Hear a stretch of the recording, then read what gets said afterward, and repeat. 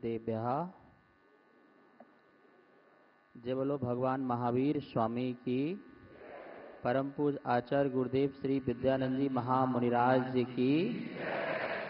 महानुभाव, धम्मो मंगल मुक्तम अहिंसा संयमो तबो देवा भी तम नमन संति जस धम्मे सयामणो। धर्म मंगल है, उत्कृष्ट है, कौन सा? अहिंसा। और अहिंसा धर्म की रक्षा जो होती है संयम और तप से होती है। कहते हैं ऐसा धर्म जिसके मन में सदा रहता है उसे मनुष्य क्या देवता भी आकर के नमस्कार करते हैं। महानुभाव, हम बड़े सौभाग्यशाली हैं, हमें ऐसे धर्म मिला जहां हम अहिंसा सत्य को अपना करके अपने जीवन को सफल और सार्थक कर सकते हैं। परम पूज्य आचार्य गुरुदेव का आज गुणानुवाद हो रहा है, उनकी 100वीं जन्म जयंती महोत्सव मनाई जा रही है। आचार्य गुरुदेव जो हैं सभी को जोड़ने पर विश्वास रखते थे। वे कहते थे देखो समाज में जो है कैंची का काम मत करो, सुई धागे का काम करो। वे कहते थे मत ठुकराओ, गले लगाओ, धर्म सिखाओ, सबका सम्मान करो। आचार्य गुरुदेव विद्यानंद महाराज जी जो है गुणानुवादी थे, ज्ञानानुवादी थे। वो ज्ञान का जो है अपने मन में रखते हैं, आत्मा में रखते थे और सभी को ज्ञान का प्रचार करते थे। आचार्य जी कहते थे ज्ञान ही प्रकाश है, ज्ञान ही अमृत है, ज्ञान ही संपत्ति है और ज्ञान ही समाधान है।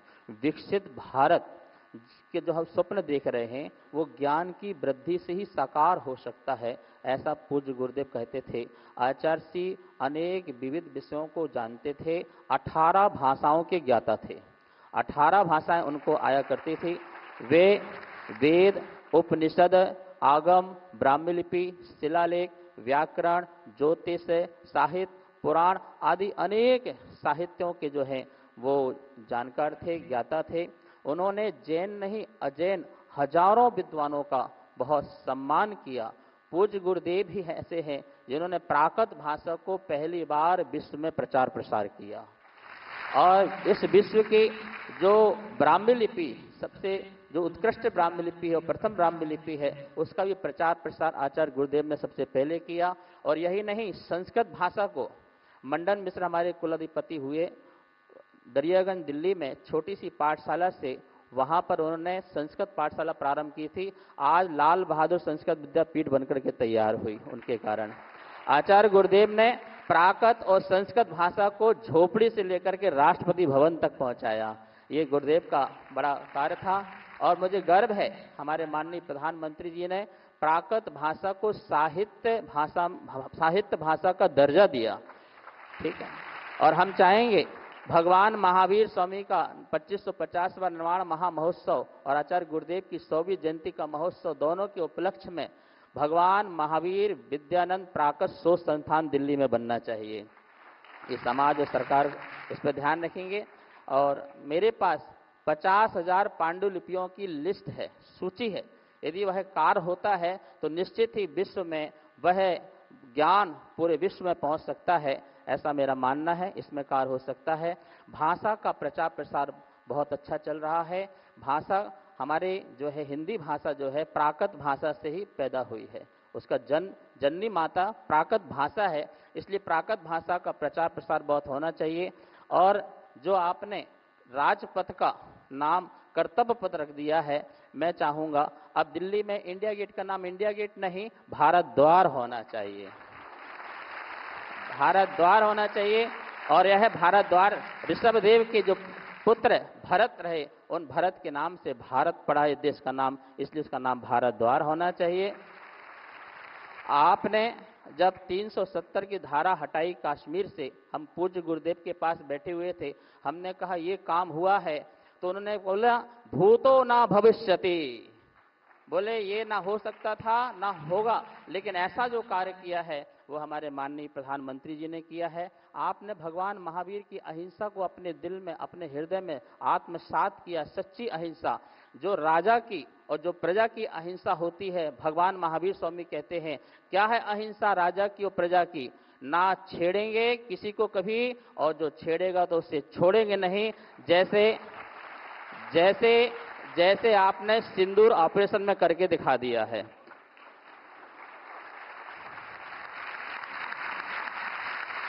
महानुभाव, हमारे सरकार का लक्ष्य है कि हम अब ऐसा काम करना चाहते हैं कि हजारों वर्षों तक हमारी भारतीय संस्कृति को कोई हिला ना सके, नींव को जो है हिला ना सके, ऐसा काम करना चाहते हैं।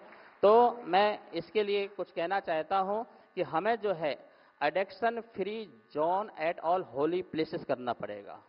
जो सब्सटेंस अब्यूज और डिजिटल एडिक्शन और रॉन्ग बिहेवियर एडिक्शन, ये जो हैं, यदि हम होली प्लेसेस से अलग कर देते हैं तो निश्चित ही हमारे यहाँ पर संस्कृति जीवंत हो जाएगी। और वहाँ से ही, क्योंकि हमारा देश कृषि और धर्म प्रधान देश है, यदि हम धर्म स्थानों में यदि इस प्रकार की आदतों को दूर करते हैं तो निश्चित ही हमारी संस्कृति हजारों वर्षों तक जीवंत रहेगी।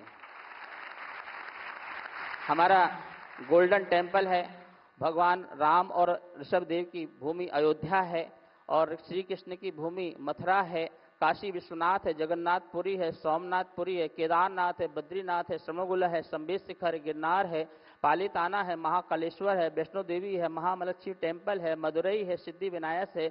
इन सभी स्थानों को addiction free zone at holy places कर देना चाहिए, जिससे यह संस्कृति जीवंत रहेगी, जीवंत रहेगी। महानुभाव, हमारी भारतीय संस्कृति की प्रमुख विशेषता रही right to live full life span with dignity. पशु पक्षी पेड़ पौधे आदि सभी सम्मान के साथ अपना पूरी आयु का जीवन जी सकें, ये हमारे संविधान अनुच्छेद 21 में लिखा हुआ है। इसलिए हमें सभी पेड़ पौधे पशु पक्षियों को पूरा जीवन जीने का अधिकार देना चाहिए, तभी हमारा जो वन हेल्थ वन अप्रोच पूरा हो पाएगा और हमारा भारत स्वस्थ और स्वच्छ भी हो सकता है। मैं एक बात और कहना चाहूँगा कि हम लोग जो है कि किस प्रकार से बीमारियां पैदा होती हैं उसका कॉज भी बताना चाहिए, उसका कारण भी बताना चाहिए। जैसे जिनोसिस, ये पशुओं में पाए जाने वाली बीमारियों को बताता है कि जो पशु से होकर के मनुष्यों में पहुंचती हैं, तो जो इनका सेवन करते हैं तो इससे कितनी बीमारियां पैदा होती, जैसे कोरोना हमारे बीच में आया। यदि हम identification of all root cause of diseases करते हैं तो निश्चित ही सारी बीमारियां हमारे यहाँ से दूर हो सकती हैं और भारत स्वस्थ हो सकता है और स्वच्छ हो सकता है। महानुभाव, आचार्य विद्यानंद महाराज जी हमारे जीवन के एक ऐसे महान गुरु हुए जिन्होंने हमें बहुत कुछ दिया है। जैन प्रतीक आप देखते हैं, जैन सिंबल, यह आचार्य विद्यानंद महाराज जी ने 25 निर्माण महोत्सव में चारों संप्रदाय के बीच में इसको सहमति से पारित किया था। जैन ध्वज जो आप देखते हैं वह जैन ध्वज भी आचार्य गुरुदेव की देन है। आचार्य गुरुदेव ने श्रवण बेलगोला, महावीर जी, बद्रीनाथ, 52 गजा आदि अनेक हजारों तीर्थों का जीर्णोद्धार कराया है। ये परम पूज्य आचार्य गुरुदेव का ही जो है प्रभाव रहा है। महानुभाव, हमारे गुरुदेव ने 2500 निर्माण महामहोत्सव मनवाया था और माननीय अटल बिहारी वाजपेयी तत्कालीन प्रधानमंत्री के कार्यकाल में 2600 भगवान महावीर स्वामी की जन्म जयंती का महोत्सव धूमधाम से जो है पूरे देश और विश्व में अंतर्राष्ट्रीय रूप में मनाया गया था। और उस समय हमारे तत्कालीन प्रधानमंत्री अटल बिहारी वाजपेयी ने जैन समाज की विरासत का संरक्षण करने के लिए 100 करोड़ रुपए का अनुदान दिया था उस समय। अब तो उनके और आपके बीच में बहुत गैप है, तो 100 करोड़ में कुछ नहीं होने वाला। तो बहुत बड़ी विरासत है, इस विरासत का संरक्षण संवर्धन करने का आप पर हम पर बड़ा बहुत दायित्व है, जिसे हमें करना चाहिए। महानुभाव, आचार्य गुरुदेव विद्यानंद महाराज जी के चरणों में बोलना चाहूँगा, इस युग का सौभाग्य रहा कि इस युग में गुरुवर जन्मे और अपना ये सौभाग्य रहा कि हम गुरुवर के युग में जन्मे। यह युग भी, यह कलयुग भी सदयुग के नाम से जाना जाएगा और कभी गुरुदेव का नंबर भी महावीर की श्रेणी में आएगा, महावीर की श्रेणी में आएगा। महानुभाव, भारत सरकार और भगवान महावीर अहिंसा भारती को मैं बहुत मंगल आशीर्वाद देता हूँ। यह कार्यक्रम किया, हमारे माननीय प्रधानमंत्री सदा स्वस्थ रहें और पूरे भारत को स्वस्थ बनाए, स्वच्छ बनाए, ऐसी भावना है। देखिए, हमारे कमल में सारे तीर्थंकर जो हैं विराजमान होते हैं और आपने तो कमल को अपने हृदय के आसन में विराजमान करके रखा हुआ है। और